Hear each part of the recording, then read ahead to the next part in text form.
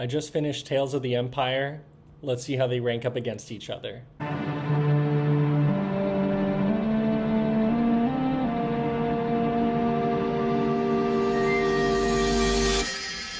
Bright Suns, everybody. Batu Boy here with another video. This time we are doing a ranking of the 6-episode miniseries Tales of the Empire. As you know, Tales of the Empire is the spiritual successor to Tales of the Jedi, another 6-episode miniseries, kind of an anthology series. That one was more focused on the Jedi, had episodes about Ahsoka, Count Dooku, and their kind of risings up through the Jedi ranks. And Tales of the Empire tells the story of Morgan Elsbeth and Barriss Offee's rise to power through their respective rankings. As you know, Morgan Elsbeth we saw a lot of in the Mandalorian series, where we saw her kind of the right-hand man to Grand Admiral Thrawn.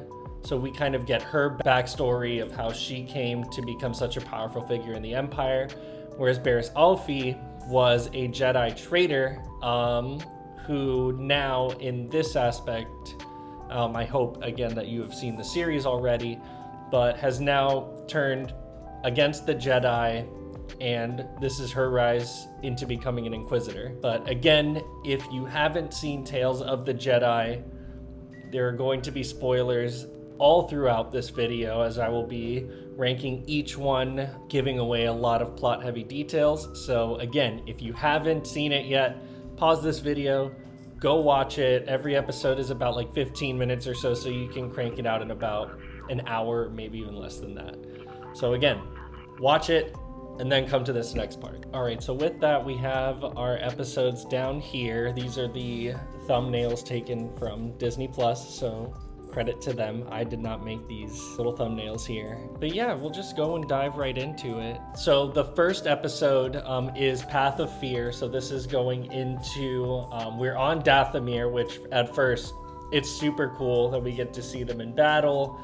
We see a young Morgan Elsbeth fighting off a droid army with her family, and her mother's one of the big matriarchs and is pretty much running the whole show. And as we get into it, we start to see General Grievous come in and fight Morgan Elsbeth's mom. It's a super cool moment. It's a super cool battle. It's also a great score. I mean, Kevin Kiner is on this, and I think that once John Williams is, well, he's already done, but I mean, after John Williams, who like set the standard for the Star Wars score, Kevin Kiner is probably like the second. Like, he is the Padawan to John Williams as Dave Filoni is to George Lucas in terms of the story aspect. Kevin Kiner is that music aspect. He really takes what John Williams has made and makes it his own, and all of his scores are super haunting and really beautiful. With that being said, it's still a fun episode, but I was gonna go ahead and place it here at the 4, right in the middle. I honestly think it is the best of that Morgan Elsbeth arc story, because then afterwards she gets taken by this village, all still on Dathomir, who pretty much like tell her like, you know, you need to calm the heck down, like there's ways of peace to handle this, and she's like, no, we have to stand up and fight because the droids are coming back, which they end up doing, and they start like, you know, wrecking that village. And Morgan Elsbeth kind of fosters this other villager to start following in her ways of anger and revenge, which ends up getting the village all killed, including the girl. So then she feels bad, and that's kind of like that budding beginning for Morgan Elsbeth. The second episode is Path of Anger. This is where we get to see Morgan Elsbeth like as an officer of the Empire. She's not taken very seriously in terms of like her ideas, especially with this idea. She brings in the ideas for the TIE Defender that we saw in Rebels that Thrawn was super big into, which is great. It's such a nice little nod to the Rebels series. At this point, we also see Yularen, or I know him as Colonel Yularen, but it's nice to see his kind of budding rise into the Empire as well. After that, she gets sent to the village that we see her at in Mando Season 2, where she is the leader of this village, kind of like a dictator, kind of working her villagers to death almost. Again, she's still leading this, trying to show the Empire exactly like what she's capable of. And we also get an appearance of Rook, Thrawn's assassin from Rebels, with the super gravelly voice. He doesn't really talk in this episode as much, but him and Morgan get into a fight. She has her spear that she starts fighting him with. And I mean, it's a cool fight and all, but in the end, Morgan overtakes him. Colonel Yularen comes out and says like, oh, this was all just a test. Like, this guy was just about to kill you, but you didn't get killed, so you passed. So Rook leaves, and now all of a sudden, not Grand Admiral, but Admiral Thrawn comes in, and this is the first time we see him in that Clone Wars style animation, and he looks great. He looks fantastic. Voiced again by Lars Mikkelsen, who is fantastic. He played him in all of Rebels. He played him in the Ahsoka show, and it's just, he's got it down packed, man. He has such a good, calming voice for the demeanor of Thrawn that just matches the character. It's just fantastic, and he pretty much introduces the Empire coming to that village to overtake it and help Morgan Elsbeth grab a chokehold of the Empire on that village. But again, it was good to see Thrawn. It was good to see the Defender. I just honestly think that first episode was a lot better in terms of the fighting and just what was happening. Like, I even had to kind of think about exactly what was going on in between that. And then episode 3 is The Path of Hate. So this is the last episode in the Morgan Elsbeth portion of this mini-series. At this point now, a New Republic fleet come into the village to try and overtake and arrest Morgan Elsbeth for her crimes. The leader of the New Republic is this villager that we saw in the second episode, who is now one of the heads of the New Republic, and she pretty much gets wrecked. So she goes to meet Morgan Elsbeth. Morgan Elsbeth says, we have to put you under arrest. She's like, you can try. There's guards all over the village to overtake them, and they do. They pretty much just mess that fleet up. The leader is able to get some sort of signal out to the New Republic, which then in turn sets up for Mando season 2 when Ahsoka shows up and beats the crap out of Morgan Elsbeth. And something else that I have a note on here that says, but why did they burn the trees? So after they take down the New Republic fleet, they all of a sudden just go into the forest with flamethrowers and just burn every single tree down, which I never really understood why, but here we are. Overall, again, I think this was the weakest episode in the mini-series, so I have to put it down at the 6 level. But again, it was fun to watch. Again, there wasn't really anything memorable besides Thrawn, the TIE Defender, and just Morgan Elsbeth on Dathomir. And just getting to see Dathomir again was so fun. And having Grievous on Dathomir, and he's swinging his lightsabers and all of that, just the fight was so fun. Now with that, we move into the last 3 episodes, which is the Barriss Offee episodes. And this is where stuff kicks into high gear. It just feels like Filoni. It is Filoni as all heck. So with that, we go into episode 4, which is called Devoted. So we see Barriss Offee in a prison of some sort, because at this point the Jedi are still in power. They've arrested her for committing treason against the Jedi Order, and she sees from her window the Jedi Temple being smoked, pretty much on fire. Order 66 is in full swing at this point, and we see Link Rakish, who's the 4th sister, who was actually introduced in the Obi-Wan series. There's a picture of her right there. And she was also a former Jedi. Her and Offee know each other from the Jedi Order, and she pretty much just tells her, like, you need to come with me, pretty much become an Inquisitor. It's not, like, said, but, I mean, once you see the Grand Inquisitor in there, you know what's going to be happening. I mean, just seeing the Grand Inquisitor again was super fun to see in the Clone Wars style animation, and he's just as menacing, as conniving as he was in Rebels. This episode, it's just them going through training. Offee and the Grand Inquisitor get into a little scuffle, which is really fun, and it's that kind of moment of like, you have been trained, your moves are very predictable because of the training of the Jedi, because you need to unleash your emotions, your anger, your hatred to further open your potential. And so she does, and she makes the Grand Inquisitor bleed, which I had never seen. So obviously, he has his eye on her.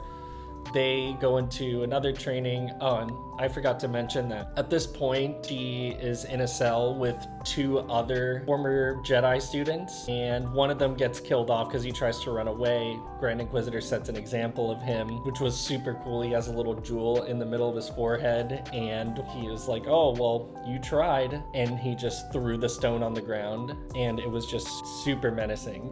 But again, now they get into this room, and it's pretty much you either fight each other, one of you is going to come out of this alive. And while Ophi tries to say no, like, I don't want to fight them, the other guy just immediately is like, I'm going to beat the crap out of you. I'm going to kill you and throw you down this hole. In the end, Ophi force chokes this kid, end the fight, throws him down a hole, and it was nuts. So obviously they gave her the title of Inquisitor, and she goes into this room with the other Inquisitors, and Darth Vader comes out. He doesn't say a single word in the show, and he was one of the most electrifying performances on the show. Just him sitting there and having the Grand Inquisitor in front of him just saying, "Long live the Empire." It was just peak, like, Clone Wars, Filoni type storytelling at its finest. And I mean, I know we still have 3 more episodes to go, but I went ahead and put this at the top. It's the best episode in the series. Not in all of Tales, but it's still really good. And so from there, we go into Realization.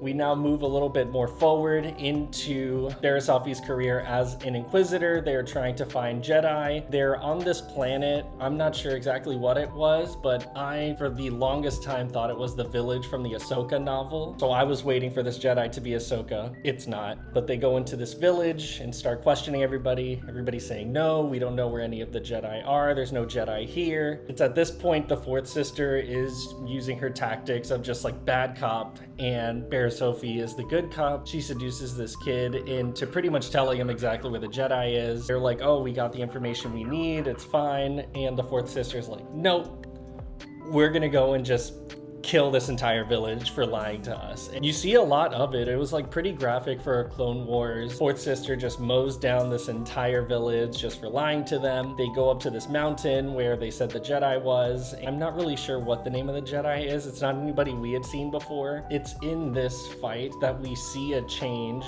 in Barriss Offee, that what they're doing is wrong and unethical, and she doesn't want to kill the Jedi. But Fourth Sister makes sure of that and just kills this Jedi off.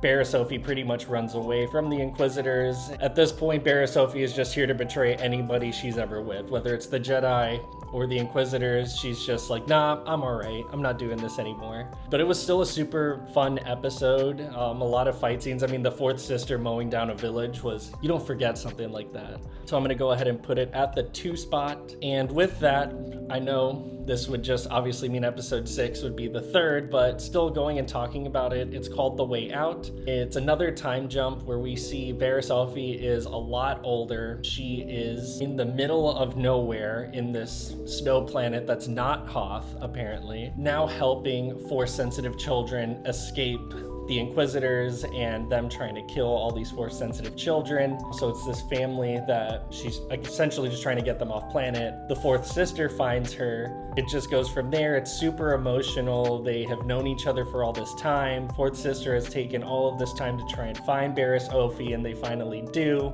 They don't really go into a lightsaber fight, but they do go into this crazy ice cave. Offee pretty much tells the Fourth Sister, like, if you don't know where you're going in there, you're never coming out. She goes, she's headstrong, she's angry, she wants to find this Force-sensitive child, and she just goes in, gets lost in this ice cave. The Force-sensitive family is able to get away on a ship. She gets essentially stuck in there, and Barriss Offee is using the Force to try and telecommunicate with her to get her out of there, and all of a sudden, the Fourth Sister kills Barriss Offee, and it's completely by accident. She just turns on her lightsaber and it is in Barriss Offee's chest, and she feels super bad. She's conflicted, and she's just in realization that this is not where she is meant to be. She needs to help the Force sensitive and not eradicate them. So the show ends with the fourth sister carrying Barriss Offee's body out of the cave, and it just cuts to black. We get a beautiful score by Kevin Kiner, which we've been getting at the end of every episode. It's amazing, and that will go into the 3 spot. And that is my official ranking for Tales of the Empire. A lot of stuff that we hadn't seen before. I didn't watch a lot of trailers going into it, and I know I'm late on it. It's been out for a while, but I liked it. Tales of the Jedi was something that was out of the blue. There's some story elements in there that I will never forget. It's one of the reasons why I picked up the Ahsoka novel, and you should too, because it's amazing. It's just a good show overall. Seeing what happens to Barriss Offee like after Clone Wars was some of the best Star Wars I've seen in a while. That whole story arc was fantastic, beautiful. I mean, Kevin Kiner's score, especially when Thrawn comes in and you just hear the harpsichord. I cannot listen to a harpsichord without thinking of Grand Admiral Thrawn now, and I'm okay with that. But again, that is it for today. Just go ahead and comment down below if you have any other differing opinions of it. What did you think of Tales of the Empire? And again, just make sure to like and subscribe for more Star Wars videos. But until then, till the spire, my friends.